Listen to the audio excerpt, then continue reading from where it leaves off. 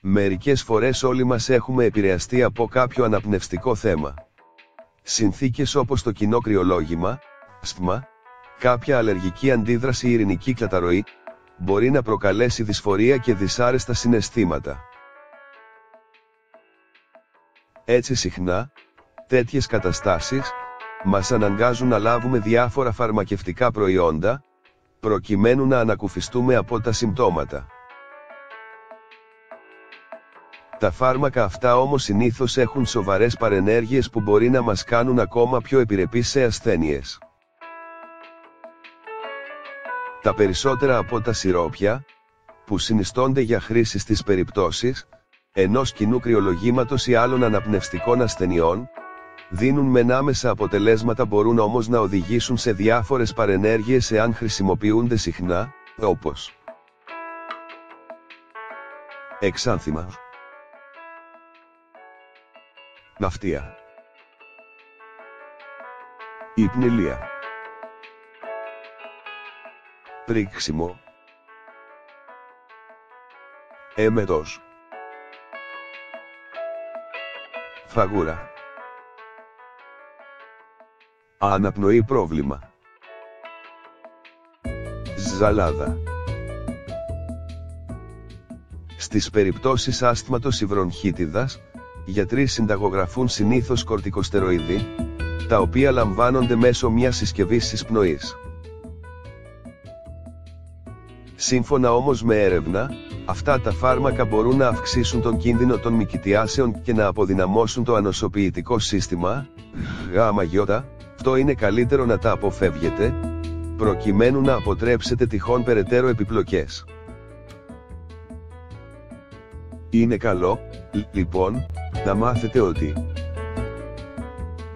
υπάρχει ένα εντελώς φυσικό ρόφημα που μπορεί να θεραπεύσει τα αναπνευστικά προβλήματα, ενώ ταυτόχρονα δεν κάνει κακό στην υγεία σας. Ο φλόμος έχει χρησιμοποιηθεί για αιώνες ως αποτελεσματική θεραπεία στην περίπτωση των αναπνευστικών παθήσεων, όπως αδυναμία του πνεύμονα, κρύωμα στο στήθος, αναπνευστική συστολή. Ο φλόμος είναι ένα ζυζάνιο που φυτρώνει παντού στον κόσμο και διαθέτει ισχυρά ωφέλη για την υγεία, τα οποία προέρχονται από τις σαπονίνες. Οργανικές ενώσεις οι οποίες δρούν ως φυσικά αποχρεμπτικά, έτσι αφαιρεί την περίσσια βλένα από τους πνεύμονες και καταπραίνει την κυκλοφοριακή συμφόρηση και άλλα συμπτώματα. Επίσης μπορεί να επιταχύνει τη διαδικασία επούλωσης σε περίπτωση μιαστικής βακτηριακής μόλυνσης, καθώς παγιδεύει και εξαλείφει βακτήρια και ιούς της βλένας. Με τις ισχυρές μαλακτικές ιδιότητες του, καταπραίνει το λαιμό και ανακουφίζει από τον πόνο που οφείλεται στον συχνό βήχα, αυτό είναι εξαιρετικό στην περίπτωση των διαφόρων αναπνευστικών παθήσεων όπως η βρονχίτιδα και το ασθμα. Ένα ζεστό ρόφημα φλόμου μπορεί να προσφέρει ακόμα πιο εντυπωσιακά αποτελέσματα, καθώς σε συνδυασμό με την θερμότητά του χαλαρώνει το φλέγμα περισσότερο από όμικρον μετόνο, τα κρύα ποτά. Πώς να ετοιμάσετε το τσάι από βότανα. Συστατικά: 2 κουταλάκια του γλυκού φύλλα φλόμου, 1 δεύτερο φλιτζάνια καθαρό νερό, 1-2 κουταλάκια του γλυκού μέλι, προαιρετικά, 1 κουταλάκι του γλυκού αποξηραμένα δυόσμο, προαιρετικά. Μέθοδος παρασκευής: βγάζετε το νερό και αφού το βγάλετε από τη φωτιά, βυθίστε τα φύλλα του φλόμου σε αυτό.